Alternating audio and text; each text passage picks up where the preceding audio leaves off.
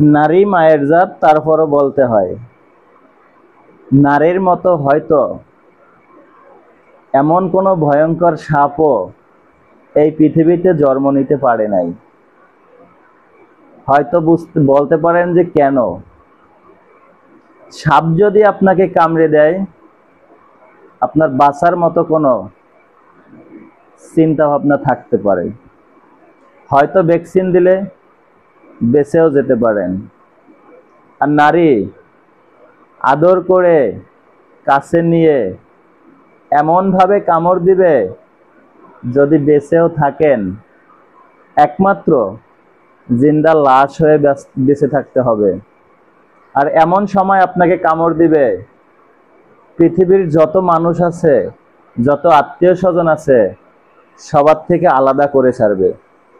আপনি কোনোদিন আপনার আত্মীয় স্বজন, মা বাবা, পাড়া প্রতিবেশীর কাছেও যেতে পারবেন না। ঠিক ওই সময় আপনাকে কামড় দিবে। তাহলে আপনার বাঁচতে হলে জিন্দা লাশ হয়ে বাঁচতে হবে, নয়তো ওই সাপের বিষের কামড়ে মৃত্যুবরণ করতে হবে। এটাই সত্যি। ভেবে দেখবে একবার কথাটা কি বলেছি আমি।